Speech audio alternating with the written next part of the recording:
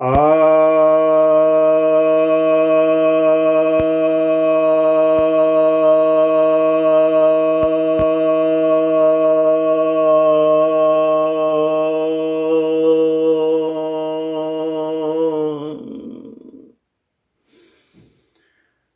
Namaskaram. I pay my solemn obeisance to all the viewers. Today, I would give a discourse on chapter 2 of the Old Testament of the Bible. And in chapter 2, we have dealt in last video up to the 9th verse. So, onward,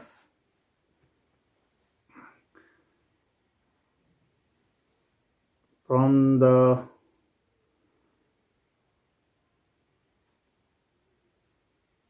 15th verse, I would read, because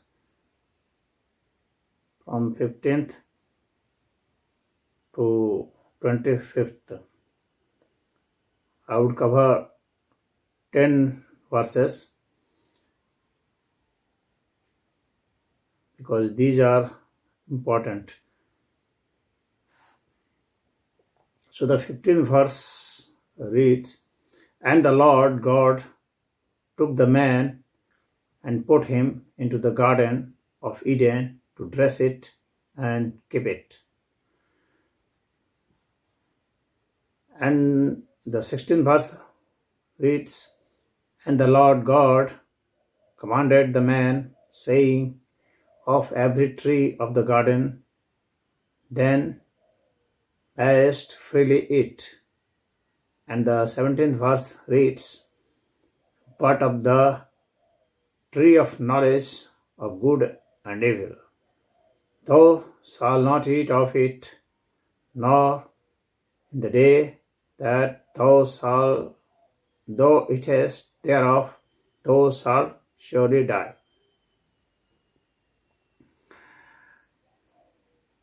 It is a great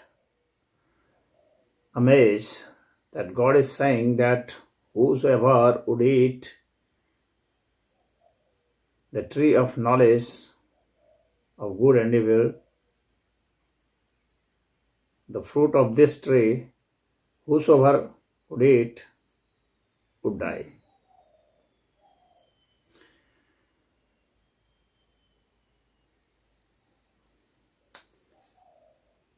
If a person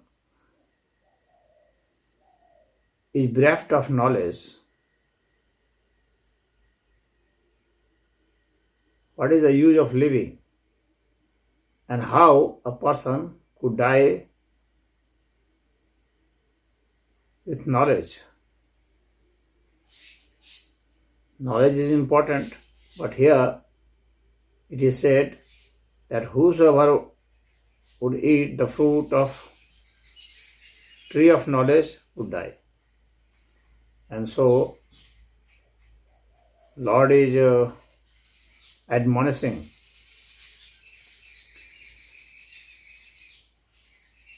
Adam not to eat the fruit. So why Lord is advising him not to eat is beyond the knowledge. One should have knowledge, but here it is said that you should not have the knowledge, otherwise you would die.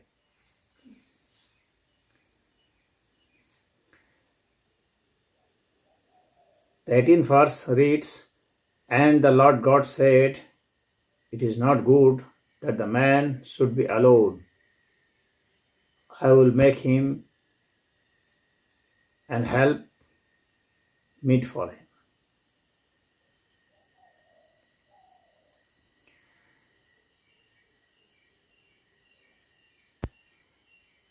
If God can remain alone, why not a man could remain alone?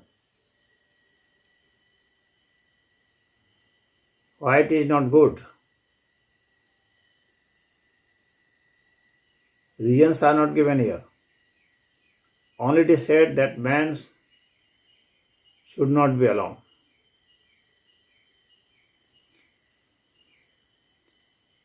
Then why God should be alone? If previously it was said that God has created man out of him, like of him. If a man is like God, he should have the virtue of the God. And if he has the virtue, if he has the same virtue of the God, then he should also have same knowledge. He should also have same characteristics. He should also have same faces. Is the Lord is the face of man? Is the Lord has the same face like of man? If he has the same thing like himself, the man should have the virtue of remaining alone. And why a man has not that much of knowledge and power as the God claims it has to be?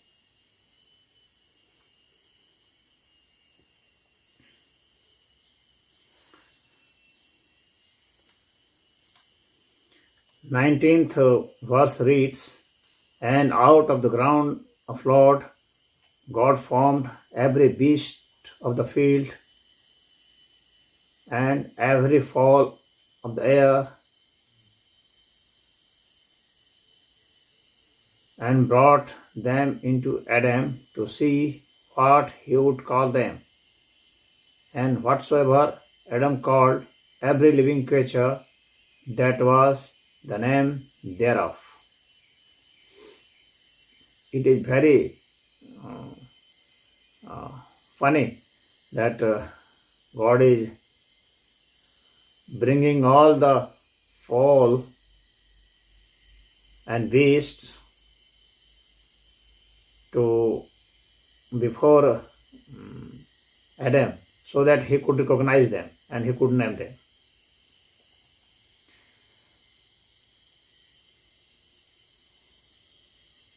Even today,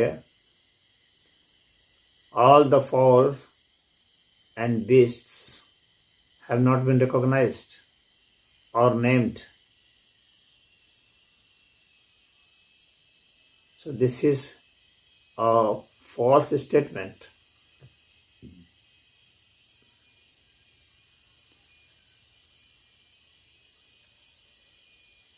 The son, the progeny of Adam, must also know the name and characteristics of those fowl and beasts.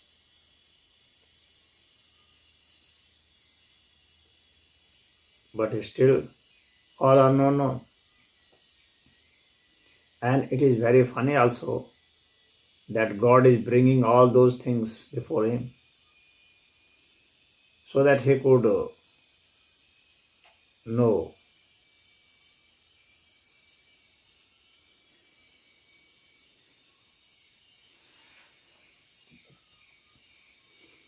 If he would have the same knowledge, what is the use of bringing those things? This is very contradictory. And if he do not have the same knowledge, then why it is called that he has made these things, he has made Adam with the same face and characteristics.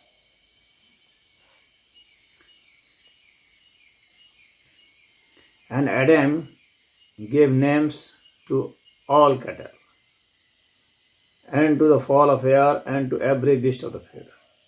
But for Adam there was not found an help meet for him. So Adam has given names to all cattle, but we all know that in different countries, not in different countries also, but in different regions, all cattle and fowls have different names. So this is pure and purely an imaginary thing, purely and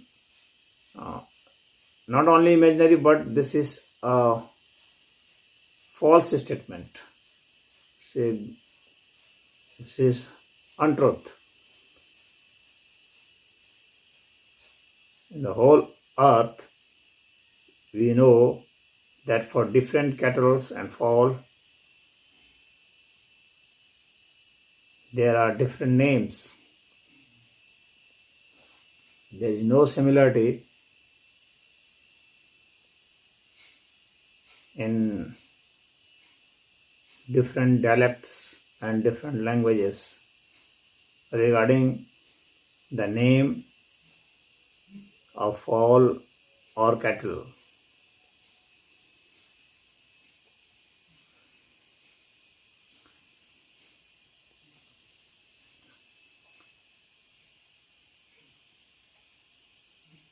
The 21st verse reads, "And the Lord God caused a deep sleep to fall upon Adam, and he slept. And he took one of his ribs and closed up the flesh instead thereof." This is another funny thing. God has caused Adam to go to deep sleep.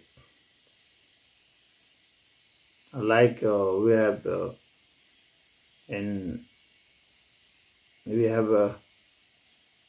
during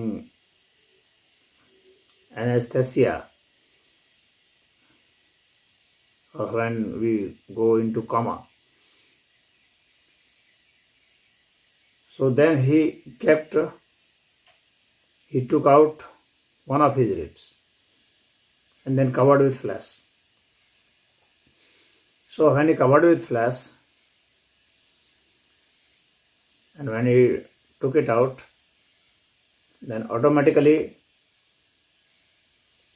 it was made normal. And when he took out his ribs, then the counting of ribs should be lesser.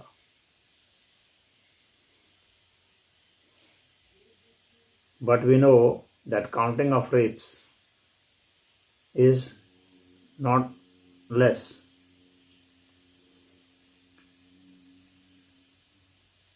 The counting of ribs on both sides are same. But here it is said that counting should be less,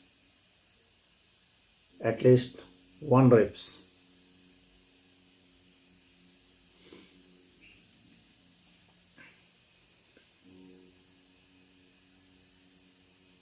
At least one rib.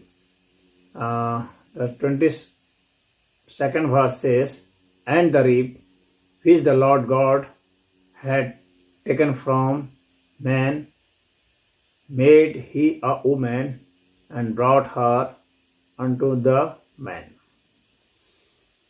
So what is the need of taking the rib out of Adam to create a woman?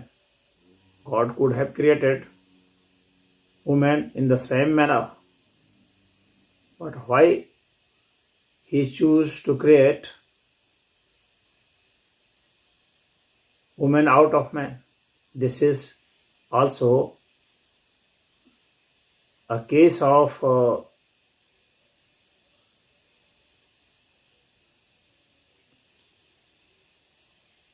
low esteem, low regard for women. And this is also a case of unscientific way of creating women. We have no proof that women are created later on.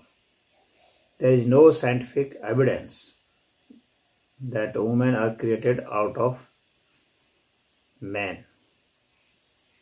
So there is no scientific evidence that women are created out of men, and there is no scientific evidence that women are created later on.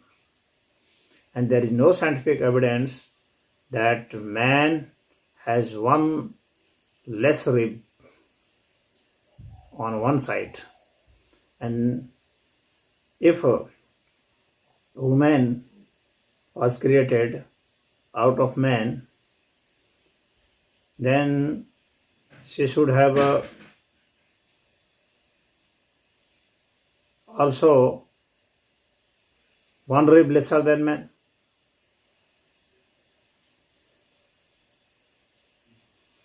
But here it is not mentioned, that thing. So this is a completely false story.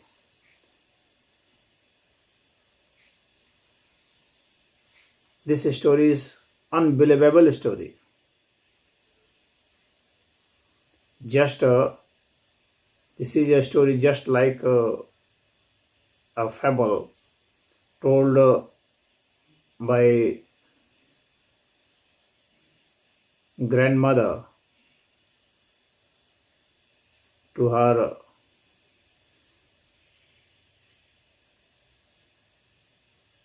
children, just for making him laugh.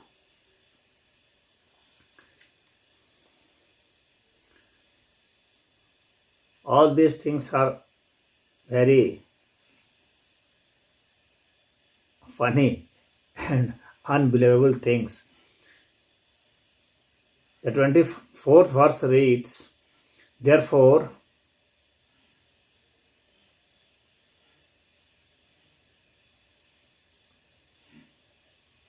shall a man leave his father and his mother, and shall cleave into his wife, and they shall be one flesh. Therefore shall a man leave his father and his mother, and shall cleave into his wife, and they shall be one flesh." This is also a very funny thing. The 25th verse reads, "And they were both naked, the man and his wife, and were not ashamed."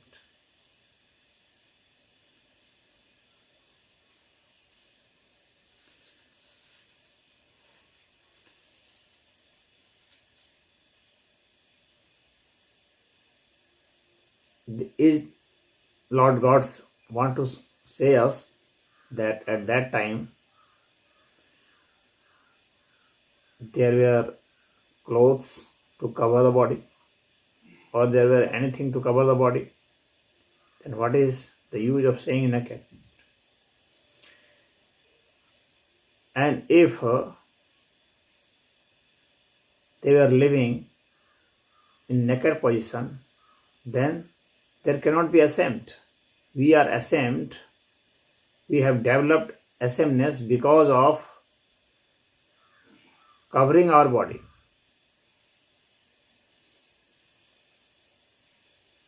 So there can't be a case of ashamedness. Human started feeling ashamedness because of covering.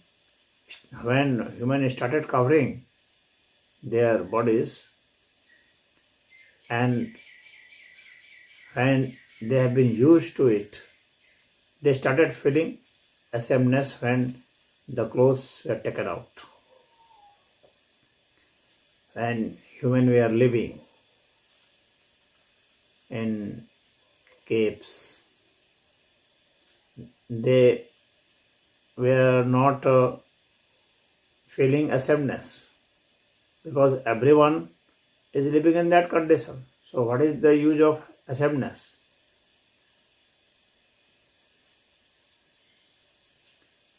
If some would have been living with covered clothes, then a case might arise that those who are not covering their bodies, they could be called ashamed. So if everyone is naked, so what is the use of ashamedness here?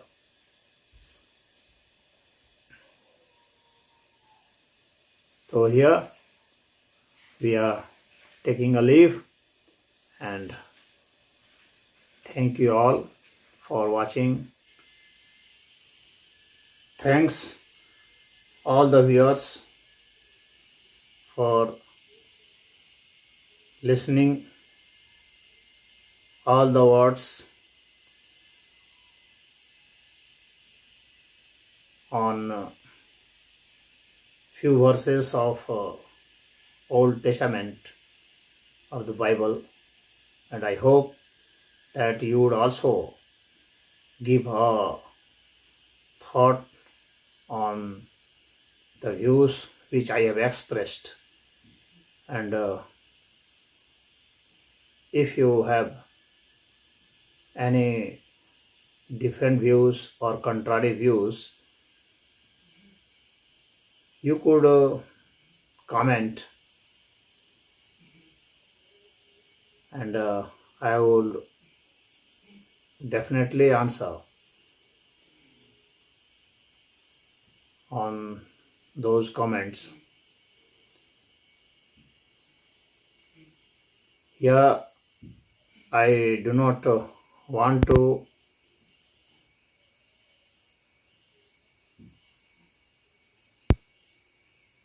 pay any disrespect to all those who are Christians, but I would definitely want them to have a deep thought on it, and all these unscientific things should either be taken out of the Bible or they should be